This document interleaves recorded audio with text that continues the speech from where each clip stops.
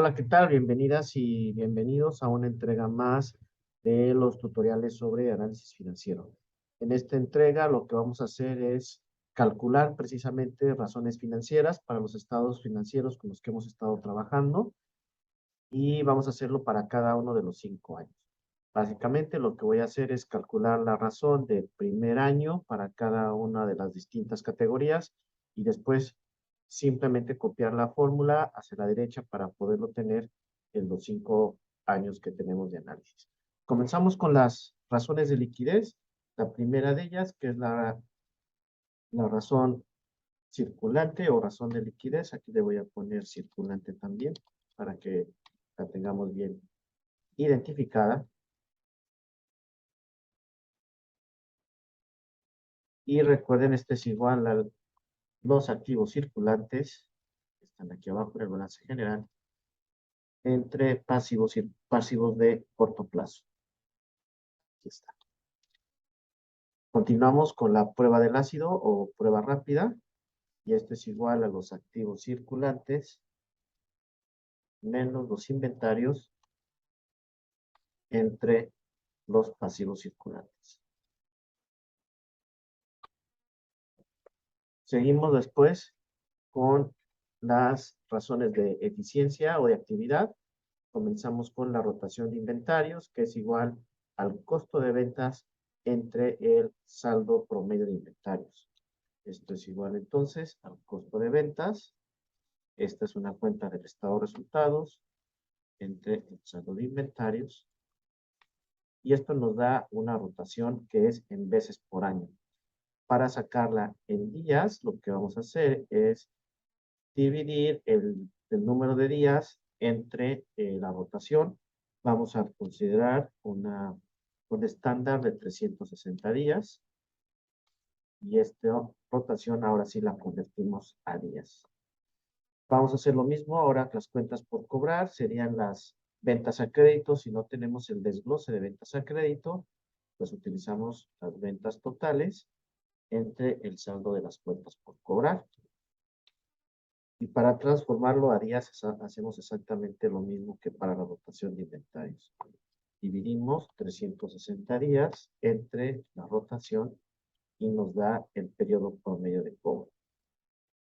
Rotación de activo fijo, pues va a ser lo mismo. Vamos a utilizar las ventas totales entre el saldo de activo fijo, 5 millones. Y para calcular, aquí no calculamos el periodo promedio, vamos a calcular la rotación de activos totales, ventas entre total de activos. Y ahora vamos a calcular la rotación de las cuentas por pagar. Estas van a ser igual al costo de ventas entre el saldo promedio de cuentas por pagar o de proveedores. Recuerden que cuentas por pagar o proveedores son básicamente el mismo concepto. Para transformarlo a días, dividimos 360 entre la rotación que calculamos. Ok, con esto ya tenemos las dos primeras categorías prácticamente calculadas. Voy a quitar decimales para que no se vea tan abultado. Y el ciclo financiero o ciclo de conversión de efectivo, el Cash Conversion Cycle. Esto es igual a la edad promedio de inventarios más los días por periodo promedio de cobro menos el periodo promedio de pago. Y esto nos dice que el ciclo financiero promedio de esta empresa es de 27.64 días, o fue en el 2016. Vamos a hacerle la razón de deuda total. Esta es igual a los pasivos totales, cuenta de balance general, entre el total de activos.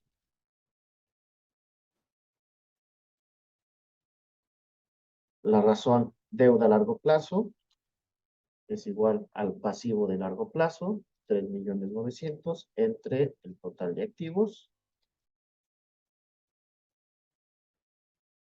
Y la razón deuda, capitalización, la vamos a calcular con la deuda de largo plazo entre la suma de la deuda de largo plazo más el total del capital contable. La razón deuda capital es igual a los pasivos totales entre el capital contable y la razón deuda a largo plazo, pasivo de largo plazo entre el capital contable. Con esto cubrimos las razones de apalancamiento o endeudamiento de la empresa. Algunos de estos son porcentajes, también se pueden ver como veces. Y vamos con la siguiente, que es la cobertura de intereses. La cobertura de intereses es una razón que viene de las cuentas del estado de resultados y simplemente es la utilidad antes de impuestos, pero antes de intereses e impuestos, la EBIT, entre el total de gastos financieros. Y pasamos finalmente a las razones de rentabilidad. Margen de utilidad bruta es igual a la utilidad bruta entre las ventas totales o ingresos totales.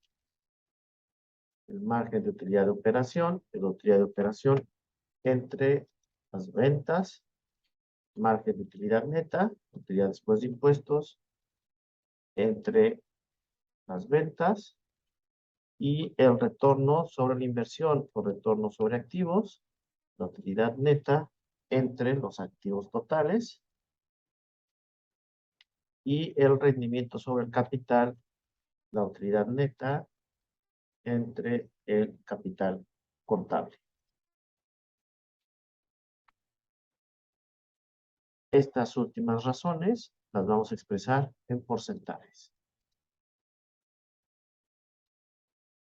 Y tenemos ahora sí ya nuestra primera columna o las razones financieras del primer año que tenemos de análisis 2016. Y a partir de aquí simplemente las voy a copiar a la derecha para tener el cálculo de los 5 periodos que vamos a analizar. Los tenemos. Y nada más vamos a ponerle formato y todo a la tabla para que se vea bien presentado el análisis. Ahí está. Lo vamos a tener.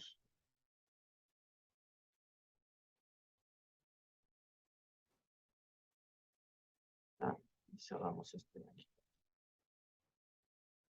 Perfecto. Pues gracias por estar hasta aquí y nos vemos en la siguiente entrega.